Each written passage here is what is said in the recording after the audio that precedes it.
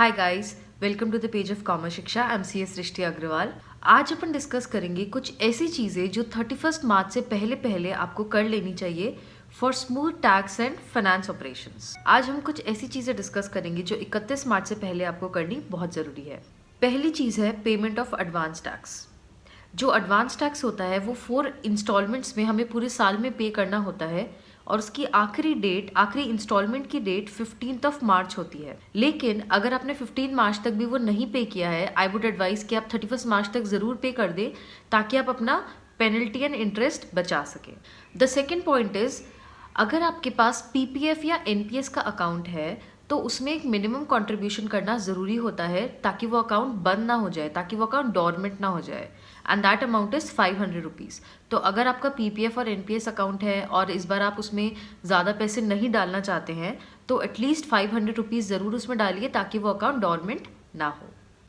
The most important point, अगर आपने पिछले साल की यानी कि 19-20 की इनकम टैक्स रिटर्न अभी तक फाइल नहीं की है तो आपके पास लास्ट चांस है 31 मार्च तक उसको फाइल करने का, क्योंकि हम 19-20 की रिटर्न को सिर्फ 31 मार्च तक ही फाइल कर सकते हैं, उसके बाद उसको फाइल करने का ऑप्शन चला जाएगा। तो अगर आपको कहीं पर भी लगता है आपको आईटीआर प्रेजेंट करनी ज़रूरी हो सकती है, फॉर एग्जांपल अगर आपको लोन लेना हो, अगर आपको फॉरेन ट्रैवल करना हो, अगर आपको कोई प्रॉपर्टी खरीदनी हो तो आईटीआर फाइल करना 31 मार्च तक बहुत ज़रूरी है। इन केस आप सैलरीड एम्प्लॉय हैं और आपने एक से ज़्यादा कंपनी में पिछले साल में काम किया है तो अपने प्रीवियस एम्प्लॉयर की डिटेल्स करंट एम्प्लॉयर को देना ना भूलें।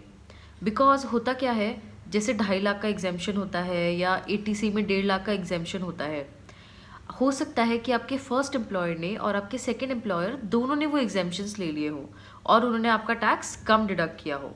अगर ऐसा हुआ होगा तो आईटीआर फाइल करते वक्त आपको बहुत ज़्यादा टैक्स पे करना पड़ सकता है।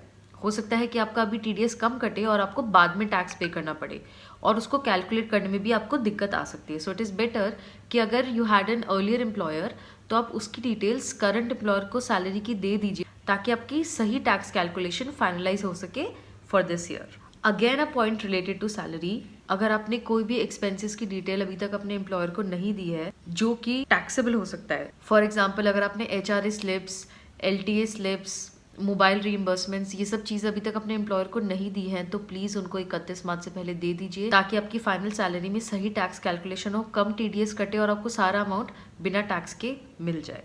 So if you have any component in your salary जो नॉर्मली टैक्सेबल होता है, अगर उसके प्रूफ देने पे टैक्स नहीं कटता है, so do not forget to submit all the proofs by 31 March. Next point है investments. There are a lot of sections जिसके अंदर हमें इन्वेस्टमेंट रिलेटेड, इंटरेस्ट रिलेटेड, कोई loan payments related tax rebates या टैक्स एग्जेम्पशंस मिलते हैं। तो अगर आपको अपना टैक्स प्लान करना है तो this is the last chance. 31 मार्च से पहले आप जहाँ भी इन्वेस्ट कर देंगे, किसी भी टैक्स सेविंग स्कीम्स में आप पैसा डाल देंगे, वो एलिजिबल हो जाएगा टैक्स एग्जेम्पशन के लिए। अगर 31 मार्च तक नहीं करेंगे तो हो सकता है आपको टैक्स ज़्यादा पे करना पड़े। तो आई ऑलवेज रिकमेंड कि आप एक बार ही रफली कैलकुलेट करके देख ले कि आपका टैक्स कितना बन रहा है। अगर ज़्यादा बन रहा है और आप इन्वेस्ट कर सकते हैं so do it before 31 March to save taxes. And the last point is long term capital gain. पहले long term capital gain on investments, equity and mutual funds पूरी तरह से एग्जेम्प्ट था, अब वो सिर्फ 1 लाख रुपए तक एग्जेम्प्ट है। तो अगर आपका लॉन्ग टर्म कैपिटल गेन हो रहा है इन्वेस्टमेंट्स के ऊपर जो कि 1 लाख रुपए से ज़्यादा है तो वो टैक्सेबल होगा। तो अगर आप कोई गेन बुक करना चाहते हैं 1 लाख रुपए तक का तो 31 मार्च से पहले आप वो कर सकते हैं।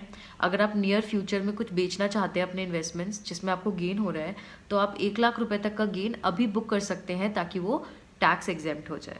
And also do not forget to link your PAN with your Aadhaar. अगर आप ऐसा नहीं करते हैं तो आपका पैन इनऑपरेटिव हो जाएगा। I hope this video helped you. I'll see you in my next video. Please do not forget to like, share and subscribe.